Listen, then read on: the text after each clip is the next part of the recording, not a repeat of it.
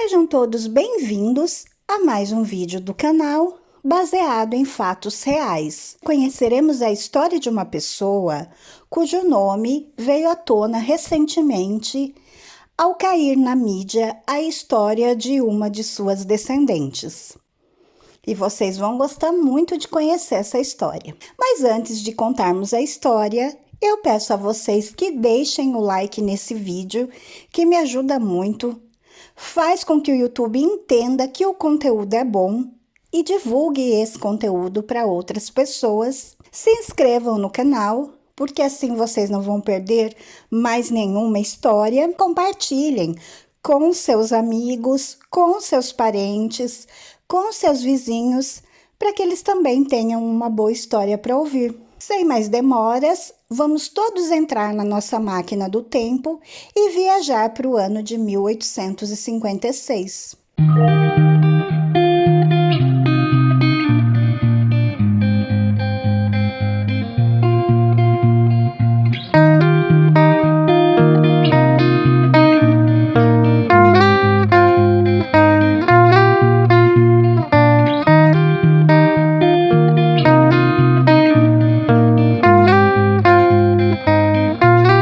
O Brasil tomou conhecimento de uma belíssima mansão abandonada num bairro nobre de São Paulo, e dentro desta mansão era vista uma mulher que sempre tinha pomada no rosto. As pessoas acharam aquilo estranho, porque aquela mulher estava naquela casa, era uma moradora de rua, teria invadido aquela mansão abandonada. Começou-se ali uma grande especulação. Vocês que estão no Brasil com certeza tomaram conhecimento dessa história e descobriu-se então que não, na verdade a casa era dela, era uma herança de família. E ela tem uma história toda conturbada. Uma pessoa que morou fora, que teve problemas, que voltou para o Brasil, que quis se manter escondida, enfim. Nós não vamos entrar no mérito, nos detalhes da história dela, porque, enfim, tem justiça aí, tem problemas com a herança, com a família, tem problemas dela ter sido acusada de crimes fora do Brasil, então nós não vamos entrar no mérito dessa história, até porque não é o objetivo do canal. O objetivo do canal é contar histórias de pessoas do passado que fizeram com que o presente fosse como ele é. Então essa história cabe bem aí, porque no meio de tudo isso, nasceu o nome do avô dessa mulher, que seria um homem que foi muito importante na monarquia e pós-monarquia também, uma pessoa muito do bem, de caráter, um homem completamente idôneo, que é o Barão de Bocaina, que seria o avô dessa mulher que hoje está aí nos noticiários.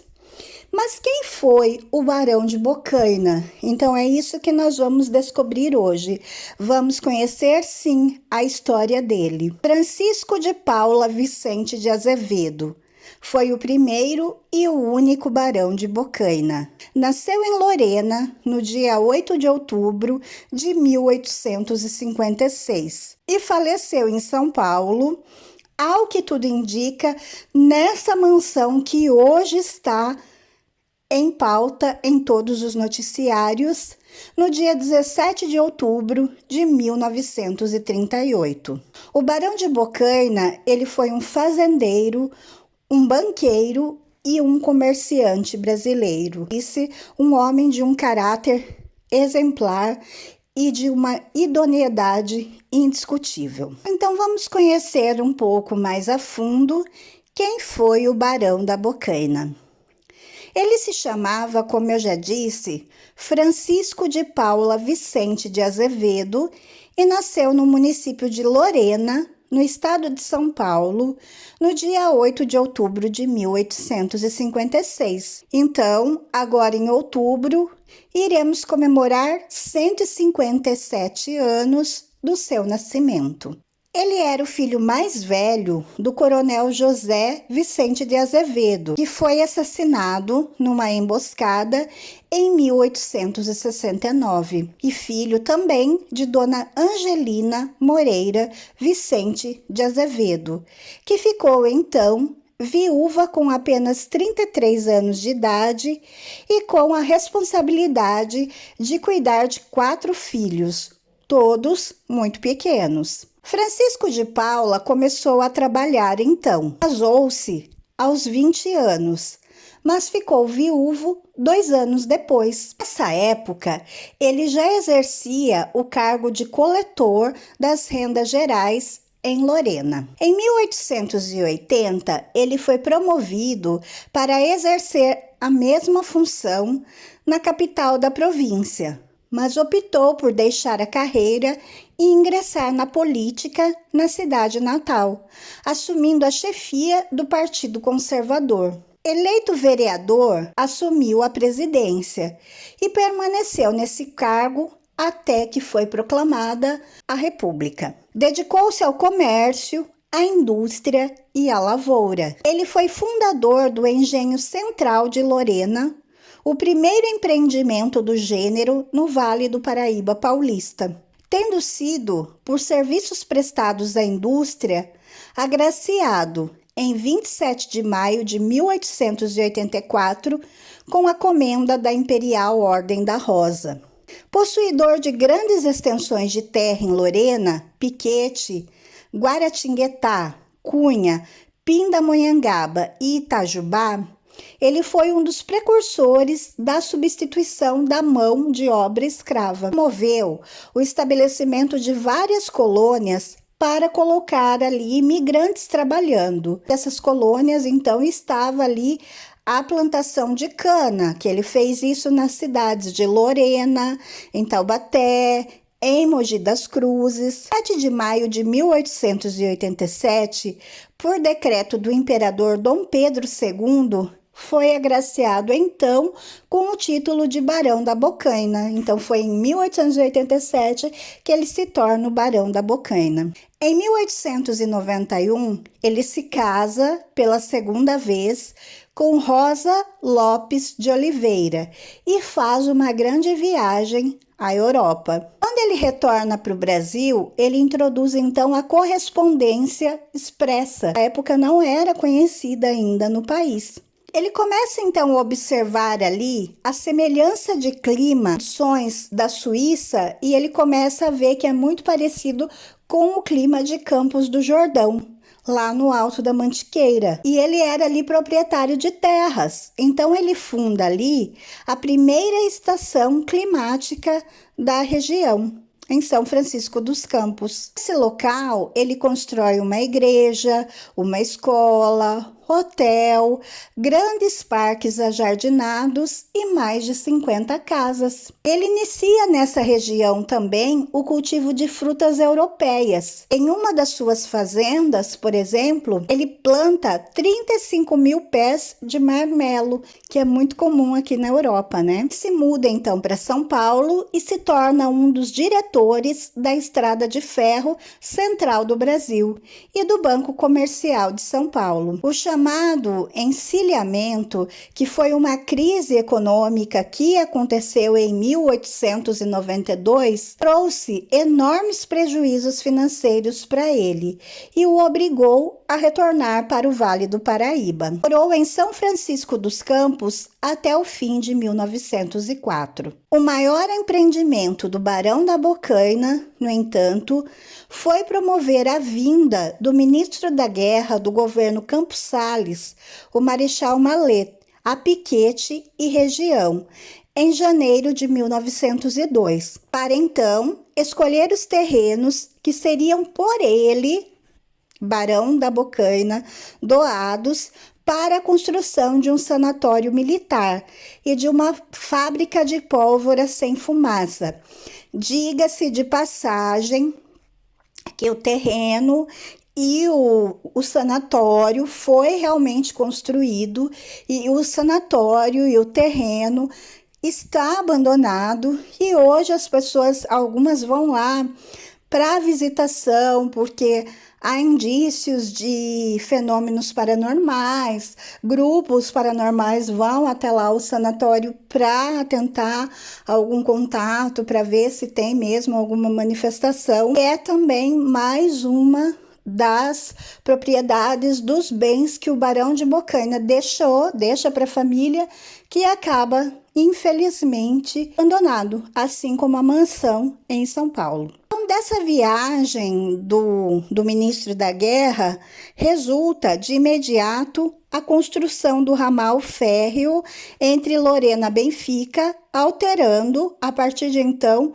o rumo da história de Piquete. Em função dessas obras militares na região e do desenvolvimento e progresso delas advindas, as câmaras municipais de Lorena e Piquete deram seu nome a duas importantes ruas desses municípios, em novembro de 1902. Em 1905, a convite do conselheiro Rodrigues Alves, incumbiu-se de reorganizar os serviços de arrecadação de rendas federais. Em 1921, no governo Epitácio Pessoa, muito trabalhou pela eletrificação da Central do Brasil e pelo estabelecimento de uma grande siderúrgica à margem dessa estrada. Anos mais tarde, a partir das ideias do Barão de Bocaina, foi construída em Volta Redonda uma das maiores empresas desse ramo no mundo.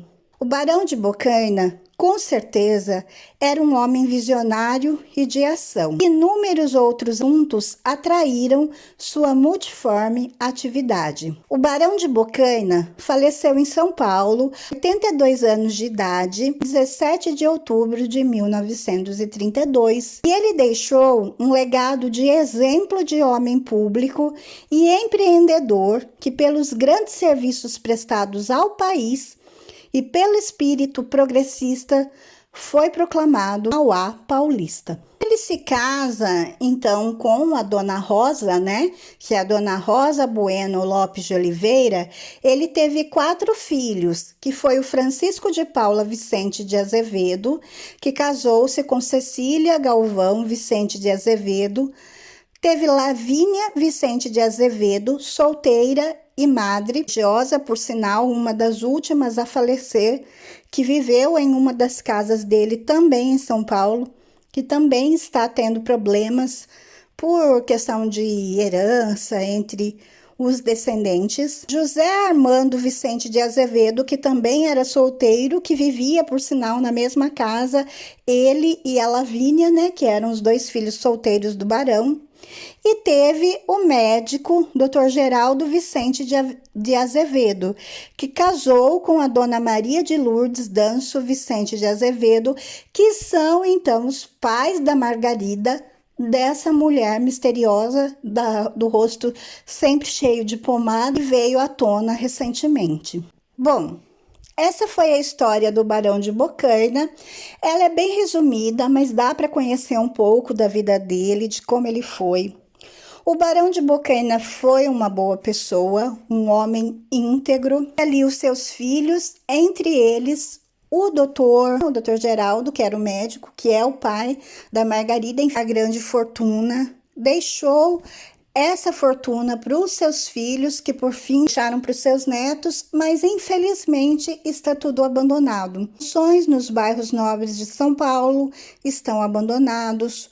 O hospital, outro empreendimento que ele tinha ali do lado do hospital, que era um hotel, que funcionou acho que até 10 anos atrás, que também está abandonado. Também corre a história de que é um local assombrado por atividade paranormal. Aí já é um outro mérito, Enfim, todos os bens dele estão aí abandonados, em brigas na justiça, o que realmente é muito triste, porque você vê uma pessoa que trabalhou tanto, que ajudou tanto no progresso do país, que conseguiu a sua fortuna de uma maneira digna e honesta, com muito trabalho, muito carinho, muita dedicação, que deixa para os seus filhos. E chega a esse ponto, de estar tudo abandonado, tudo deixado. É uma pena. Mas, de qualquer maneira, enfim, é a vida como ela é e é o objetivo do Baseado em Fatos Reais, trazer história de pessoas e as histórias são como são. Eu espero que vocês tenham gostado de conhecer a história do Barão de Bocaina. Prestar atenção aí no que a mídia vai nos passar, no desenrolar, né, da história com os descendentes e que futuros descendentes, né, tataranetos, que estejam por aí, que vão tomar conta disso, que possam recuperar e manter vivo, né, o patrimônio que o barão deixou e também a sua história, que é tão bonita, tendo ele feito tudo o que fez pelo Brasil. Eu espero que vocês tenham gostado. Se vocês gostaram, por favor, deixem o like, ajuda. Se inscrevam no canal, voltem aqui para as próximas histórias. Fiquem todos na paz, um super beijo e até a próxima!